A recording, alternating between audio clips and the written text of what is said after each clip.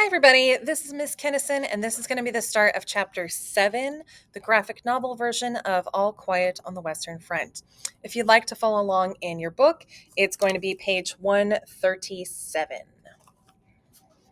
Okay, so in Chapter 6, remember the guys got hit really hard with the bombardments. A lot of attacks from the enemy, which is the French that they're fighting right now. They're actually going to be in the area of France, okay, doing their fighting. And they lost a lot of men, okay.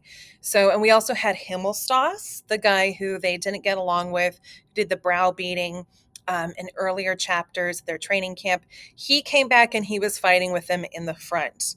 Okay, so there's kind of some interesting kind of clashes there with him, but we'll see him again in this chapter so that we have a little bit of a reminder of where we're leaving off. Okay, chapter 7. They have taken us farther back than usual to a field depot so that we can be reorganized.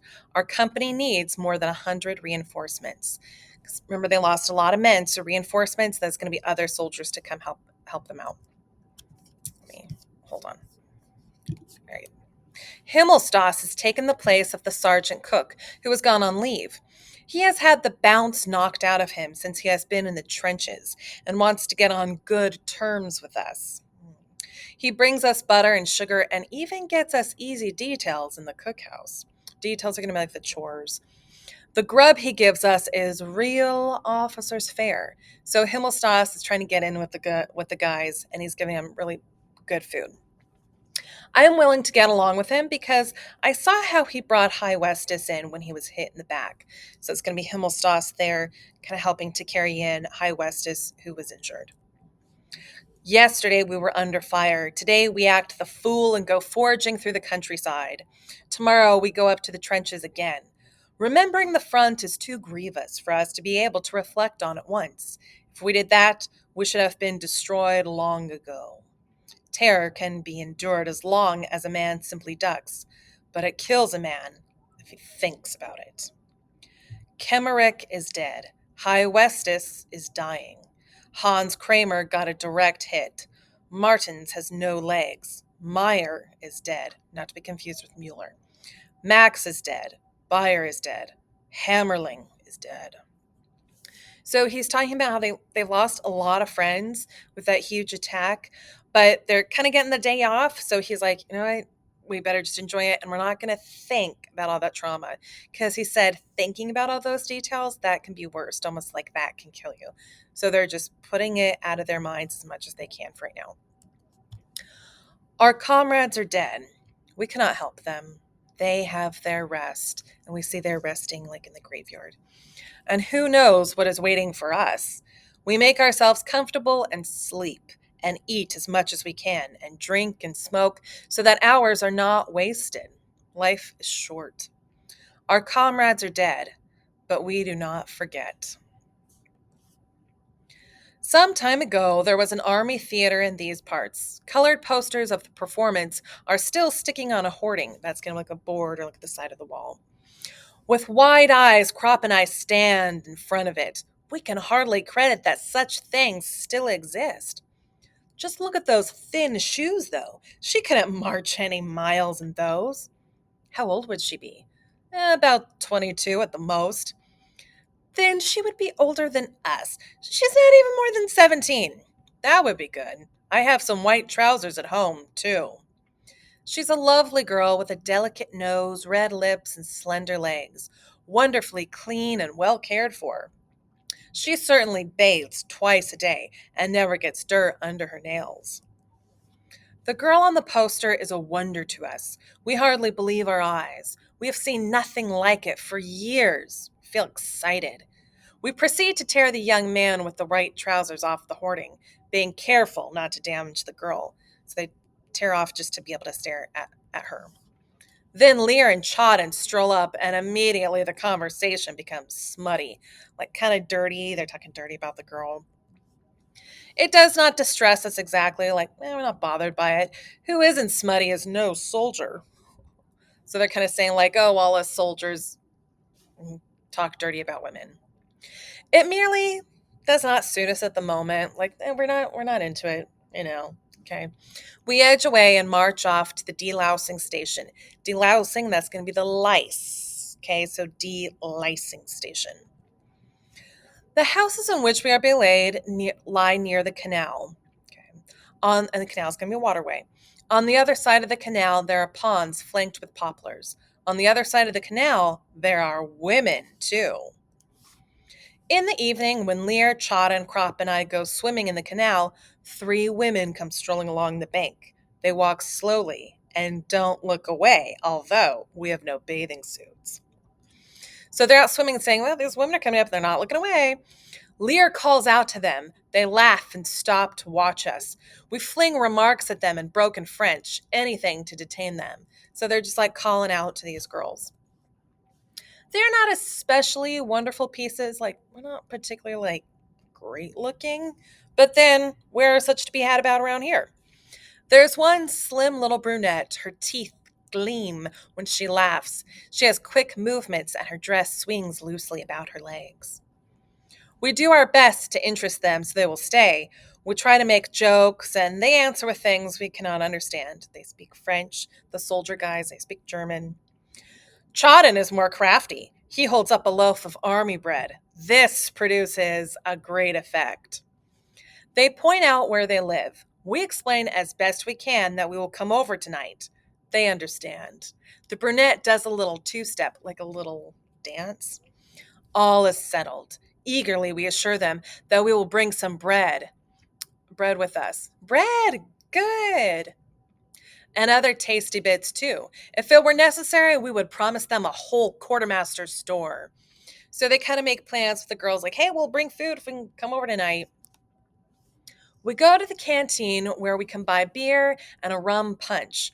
Our minds are working together. There's 3 girls and 4 of us.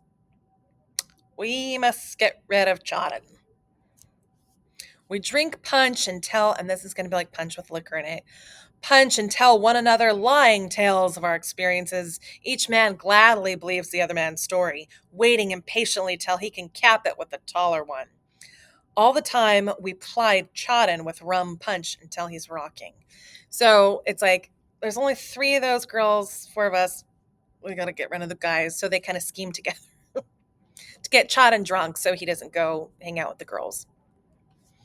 Chadden drops on his sack of straw and snores. We each get a hold of a whole army loaf and wrap it up in newspaper. The cigarettes we put into, as well as 3 good rations of liver sausage that we were issued that evening. That makes a decent present. Remember, the food is going to be really limited for everybody everywhere. Resources are low. So even though the women are civilians, the fact that guys are like, hey, we'll bring food over, they're like, yeah, a good meal sounds great.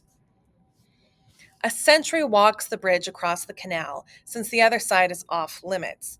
We must swim to reach the girls on the other side.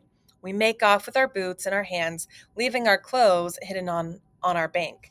So they actually, which I don't know why they didn't just like hold their clothes above their head, but they left the clothes, you can see in the picture there, on the bank. So they just get to the girls' house in their boots. We swim on our backs, holding the boots with their contents over our heads. So they have their boots and their food. That's it. We climb out on the opposite bank, put on our boots, and with the food under our arms, break into a trot, kind of walking fast. The house, which lies among the trees, we find at once. What if there's a major with them? Then we just clear off. He can try and read our regimental number. Here. So it's like, they're not going to know who we are when I don't have clothes on. The door of the courtyard stands open. Our boots made a great clatter, and they have their boots on. The house door opens. A chink of light shines through. A woman cries out in a scared voice, shh, shh, comrade, bon ami. The door opens, and the light floods over us. They recognize us. All 3 burst into laughter at our appearance. Again, I don't know why they didn't bring like any clothes. How supple their movements are. They throw us bits of clothing and blankets, which we gladly wrap around ourselves. Then we are allowed in. A small lamp burns in their room, which is warm and smells a little of perfume. We unwrap our parcels and hand them over to the women. Their eyes shine. It's obvious that they're hungry. Then we all become rather embarrassed. Lear makes the gesture of eating, and they come to life again.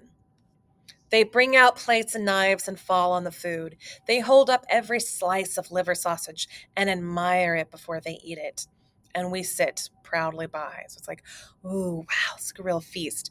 Remember, not everybody had like a plethora of food back then. They overwhelm us with their chatter, their talking.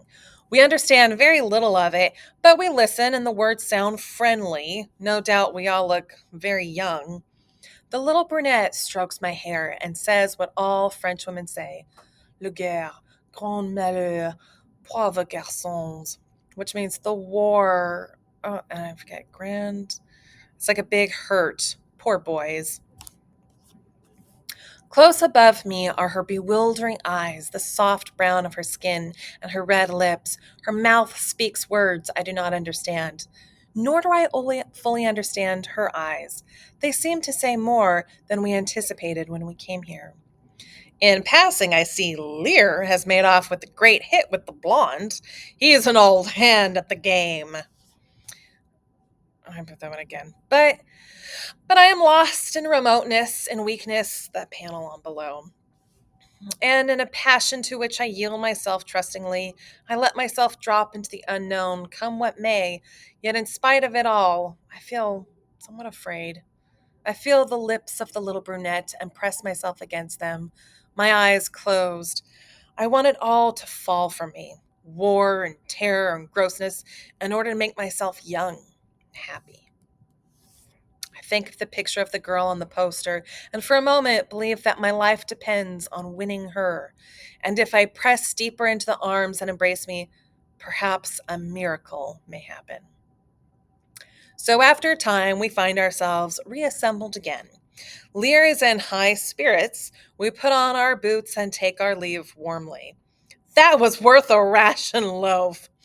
I cannot trust myself to speak. I'm not in the least happy. We hear footsteps and dodge behind a shrub. We see a naked soldier in boots, a package under his arms. It's Chaden. So John had woken up from his drunken slumber and went to go find the girls. Leaves us off there. I have been given 17 days leave, 14 days leave, and 3 days of travel. Yay! Leave means he gets to go home for a little bit. Lieutenant Burtink explains that after my leave, I am to go to a training course in a camp on the moors. Kat gives me good advice. Maybe you can get a base job, and if you're smart, you will hang on to it. I go again to the other side of the canal and see the little brunette again.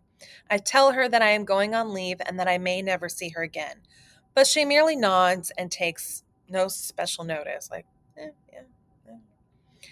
May she go to the devil with her chattering talk. A man dreams of a miracle and wakes up to loaves of bread. The next morning, after I have been deliced, I go to the railhead. Good luck, Kat. Good luck, Albert.